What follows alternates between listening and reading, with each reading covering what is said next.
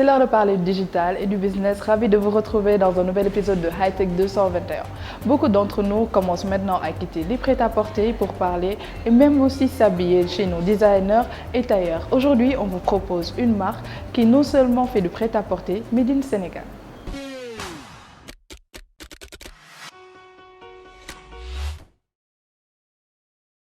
Bonjour, je suis Dia, 24 ans. Je suis une passionnée de mode et de cuisine. J'ai créé Dia Couture en 2018 et je suis très heureuse d'être là. Alors, Dia Couture, c'est une marque de vêtements pour femmes et hommes, 100% made in Sénégal. Donc, on vous fait des tenues rares, sophistiquées et à votre goût. J'avais déjà une communauté assez importante avant de commencer Dia Couture. Donc pour moi, ça n'a pas été très difficile. Si tu es un peu suivi, c'est très facile de se faire remarquer. Donc ça a été très facile. Alors, en question de vente d'habillement en ligne, tout est difficile. Il n'y a rien qui est facile. Le fait de gérer les clients, le fait de devoir s'occuper des commandes. Il faut que tu trouves quelque chose qui plaît à tes clients. Donc, tu es obligé de te déplacer toi-même. Par exemple, moi, je gère tout toute seule. Donc, c'est un peu difficile, on va dire, le fait de choisir les tissus, les couleurs, les modèles, le fait de découper et tout ça. Donc, pour moi, il n'y a rien de facile dans ça. En question de création de contenu, je ne suis vraiment pas une pro. J'apprends toujours.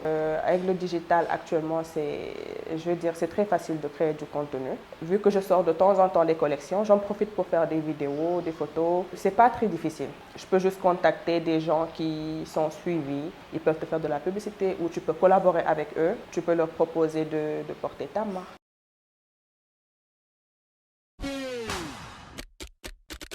On connaît des bouquets de fleurs et maintenant on a même des bouquets d'argent que nos amies femmes aiment bien. Aujourd'hui, on vous montre des bouquets de voiles qui ont été créés par la marque Fashion Temple.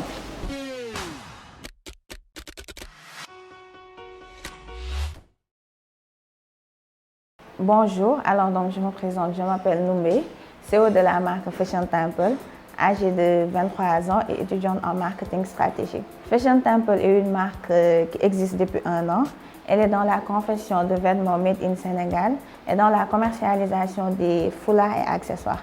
Ma marque est vraiment dans le dynamique d'innover et de proposer des produits chics, de qualité, accessibles et adaptés aux dames comme aux jeunes filles, pudiques et tendance. Alors, aujourd'hui, les réseaux sociaux sont une énorme opportunité pour nos entrepreneurs. Je suis présente sur tous les réseaux sociaux pour être au plus près de ma cible. Je suis sur Facebook, Instagram, TikTok et WhatsApp. Je fais des vidéos réelles et aussi je fais des posts en story. Je n'hésite pas non plus à faire tester mes produits par des influenceurs. Je pense que le manque de contact et la peur d'une potentielle non-conformité des produits publiés sont les freins à la vente en ligne. Je commence déjà par filmer les préparations de commandes du début à la fin. Je fais aussi des vidéos de mes produits. De plus, je n'hésite pas aussi à innover, comme les bouquets de voiles que j'ai créés à partir des voiles que je vends. Il y a aussi des box de voiles. Après, je monte des vidéos réelles. J'écris le contenu.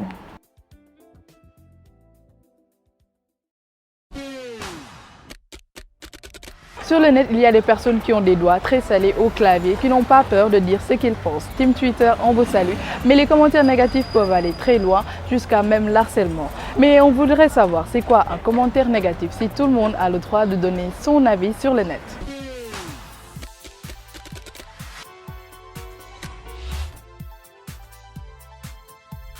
De nos jours, les personnes prennent de plus en plus l'habitude d'exprimer leurs insatisfactions sur Internet. Les réseaux sociaux sont des médias privilégiés pour exprimer un avis négatif. La gestion des commentaires négatifs est donc une activité à part entière. Quand est-ce que vous jugez qu'un commentaire est négatif? Des fois, on peut écrire un commentaire qui te déplaît, mais ça ne te dérange pas. Mais quand c'est personnel ou bien ça touche vraiment quelqu'un qui est près de toi, ça peut être vraiment négatif et ça peut amener quelque chose en toi. Quand il n'a pas les critères dont il doit avoir pour répondre aux questions. Quand le commentaire, je peux dire que dépasse nos valeurs ou bien qu'il y a des insultes, par exemple, peut-être le domaine, je peux dire. Je le juge négatif si c'est débordant. Des fois, les gens ils sabotent. c'est du sabotage. Des fois, les commentaires, c'est du sabotage. Comment vous réagissez devant un commentaire négatif? Si c'est un peu violent, je peux essayer peut-être de réagir en disant que ce n'est pas peut-être adéquat de dire ça. Ou bien si ce n'est pas dans le sujet, je peux aussi essayer de corriger la personne. Parce qu'on ne sait jamais toujours. Donc bon, je peux dire que pas de réaction violente. Par exemple, quelqu'un fait un commentaire négatif. Toi aussi tu viens, tu en rajoutes un autre. Non, pas ça, mais bon, je vais essayer de le corriger en fait. Donc c'est ce que je pense. Dans un commentaire sur les réseaux, il faut éviter ces genres de choses. Parce qu'on ne sait jamais. Un jour viendra, tu peux être ministre ou autre chose. Et ces commentaires-là peuvent revenir à tout moment. Est-ce que celui qui a répondu aux commentaires, est-ce qu'il a bien lu? Pour moi, c'est mieux de ne pas répondre. Par exemple, il y a différentes personnes qui le voient avec différentes façons. Par exemple, il y a certains qui sont calmes et d'autres qui ne sont pas. Ils peuvent le voir à l'instant T, ils peuvent répondre et ça va amener un genre de conflit entre eux. Qu'est-ce qui motive les gens derrière ces commentaires? Il y a plusieurs motivations. Par exemple, ça peut être politico-social. Par exemple, des acteurs politiques, peut-être qu'ils viennent pour insulter un acteur politique d'un parti comme ci, comme ça. Ou bien ils voient un commentaire, un post. Ils ne savent vraiment pas de quoi parle le post. Et bon, ils viennent pour faire des commentaires un peu néfastes, un peu négatifs, qui vont à l'encontre de nos valeurs et tout. En général, c'est de la jalousie quoi, qui le pousse à faire ces genres de choses. Pour moi, derrière ces commentaires, les gens qui font les commentaires négatifs, c'est juste pour saboter ou ne pas bien répondre aux commentaires ou essayer d'amener des conflits. Ils ne comprennent pas les posts ou bien les idées dégagées. Être sur le net, c'est s'afficher au monde et tout le monde est libre de donner un avis sur les réseaux. Ce qui est positif pour certains ne l'est pas forcément pour d'autres. Mais il est capital de gérer ces commentaires. Pour vous, c'est quoi la meilleure réponse pour un commentaire négatif? Il ne faut pas essayer de réparer le mal par le mal. Toujours faudra être, par exemple, un peu bien avec la personne quand il fait un commentaire négatif, lui dire que bon, il ne fallait pas le dire comme ça ou bien c'est pas adéquat de le dire comme ça. Si tu le disais de cette manière, peut-être que ça serait un peu beaucoup plus visible auprès des auditeurs. La meilleure réponse, c'est le silence. Ne pas répondre et passer à autre chose. Personnellement, je ne vois pas autre chose pour ne pas y répondre. Si tu y réponds, ça va amener quelque chose, ou bien des trucs du genre, comme ça. Il faut mieux d'en éviter le maximum possible. Comme je l'ai dit tantôt, mieux de ne pas répondre et se concentrer sur ce que tu fais.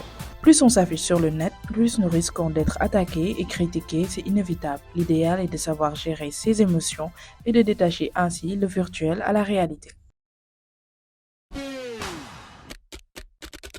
gëm ko def ko ak Orange Money fii ba le 15 novembre bokkal ci tombola bu mag bi lay yóbbu Qatar fukki fan tout frais payé nga fekkee coupe du monde bi ngir bokk ci yomb na jëfandikool sa kalpe donte 2000 francs CFA la ci yónnee xaalis ci biir réew mi wala ci sous-région bi mbaa sax nga jot ko mu jóge bitim réew ak Ria Western Union MoneyGram TapTapSend Small World wala Orange Money Europe gën a noppale gën a wóor.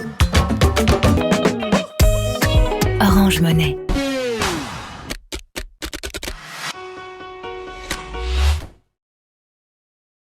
On peut tout acheter sur le net, mais il y a un domaine qui se fait très rare, mais qui commence quand même à bien s'intégrer. Aujourd'hui, on parle de la parapharmacie en ligne et je reçois une personne qui est entrepreneur dans le domaine. Aïssatou, bonjour. Bonjour Awa. On est très ravis de te recevoir aujourd'hui. Si, c'est très gentil. Je vais te laisser te présenter à nos chers. Alors, je suis Aïssatou Bokoum, entrepreneur, fondatrice de Prestige Négoce International, qui est une société de représentation de produits parapharmacie.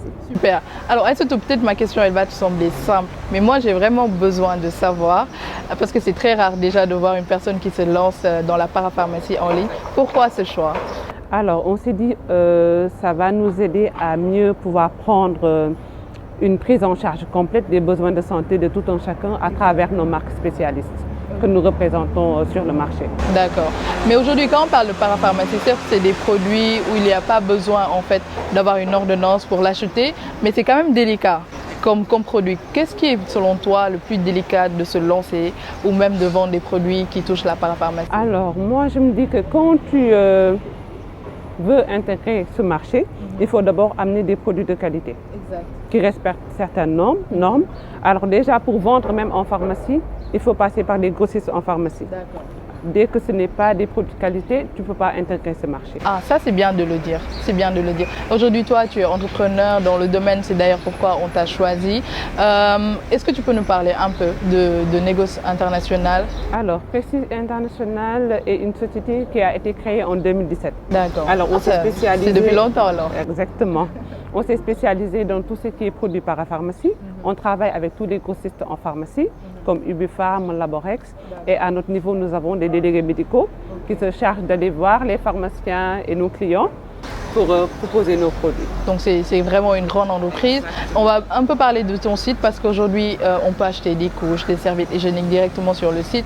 Mais comment ça se fait en fait, tout ce qui est en commande et achat? Alors, on s'est dit créer une plateforme digitale pour faciliter les parents, les jeunes filles, les personnes âgées à acheter directement sur le site sans pour autant se déplacer. Actuellement, il y a beaucoup de contraintes de temps. C'est vrai. Tu restes chez toi, tu commandes sur le site et on te livre à domicile. Déjà, on va parler de comportement d'achat parce que je vais te donner un exemple de façon générale. Aujourd'hui, que ce soit moi ou une autre personne, si on va acheter des couches pour nos bébés, si on veut avoir des serviettes hygiéniques pour nous, on n'a pas ce réflexe de se dire « Ah, je vais aller en ligne », on va plutôt se lever, aller dans les grandes surfaces ou même à la pharmacie. Comment aujourd'hui, toi, tu comptes introduire ça pour que ce soit aujourd'hui un réflexe de se dire « Ah, je vais acheter ça en ligne directement ». Alors, moi, je me suis dit que le monde évolue. C'est vrai. Il faut qu'on évolue aussi. Alors, on s'est dit que maintenant, quand tu regardes sur le marché, les gens, ils n'ont pas trop de temps. On s'est dit que créer cette plateforme, ça va nous aider à au moins avoir plus de visibilité sur le net, plus de visibilité sur les réseaux sociaux et faciliter la tâche aux gens, communiquer, sensibiliser les personnes à rester chez eux et payer même facilement sur le site avec leur mobile money. Aujourd'hui, moi, j'ai besoin de savoir que ce soit la parapharmacie, parce que vu comme ça, c'est un domaine qui touche un peu la santé, mais aussi le cosmétique.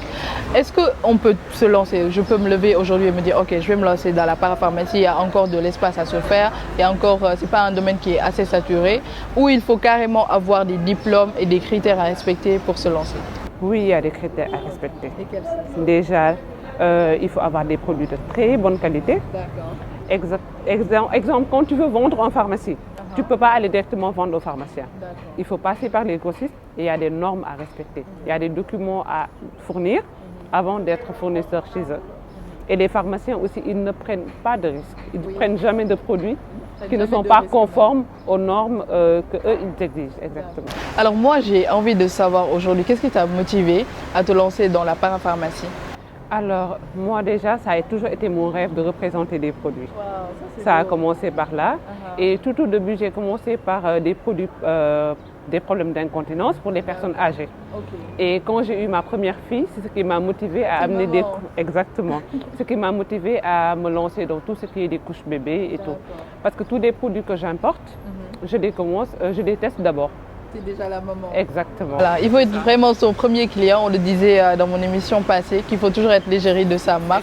Et je pense que toi aussi, ça s'est senti le besoin en tant que maman de se dire ok, comment je vais faire aujourd'hui en tant que maman, même active on va dire, de se procurer des couches et des serviettes hygiéniques le plus facilement possible. Maintenant, on va repartir sur le site. Qu'est-ce qu'on retrouve comme produit sur le site de Négoce International? Nous, on a deux marques. D'accord. La première, c'est la marque d'incontinence qui est Pine Premium. Qui sont des produits pour les problèmes d'incontinence. Après, on a la marque Pine Soft, qui est des produits pour couches bébés, lingettes, tout ce qui concerne et les coussinets d'allaitement. Et après, on a des serviettes hygiéniques de la marque Madame Corinne. Alors, on a trois univers sur le site, univers bébé, univers femme et univers incontinence. En tout cas, moi, ce que j'aime bien, c'est d'avoir pensé aussi aux personnes âgées parce qu'on les oublie un peu et ils font partie de la famille. C'est nos grands amours, comme on dit. En tout cas, Aïssatou, on était ravis de t'avoir comme invité. Je te laisse dire un dernier mot. Alors, je suis très ravie d'être votre invitée aujourd'hui. Vraiment, le plaisir est partagé. En tout cas, on pousse tout le monde à aller regarder sur le site et aussi à s'intéresser dans la parapharmacie. Quant à nous, on passe à TechWork.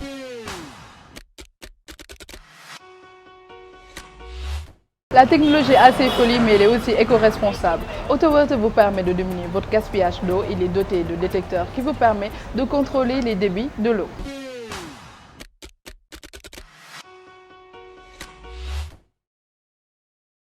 Techno Auto Water est le nouveau concept pour la maison. Il est le premier adaptateur de robinet sans contact au monde. Il est fabriqué avec un matériau de plus de haute qualité. L'eau automatique aide à contrôler et à réduire la consommation d'eau domestique de plus de 55%. Il dispose de 2 capteurs qui peuvent allumer ou éteindre l'eau grâce à la protection contre les interruptions qui arrêtent automatiquement l'eau. Le capteur inférieur est conçu pour une utilisation rapide. Il n'est pas nécessaire de remplacer les robinets. L'eau de Tech n'utilise que l'eau dont vous avez besoin sans gaspiller une goutte.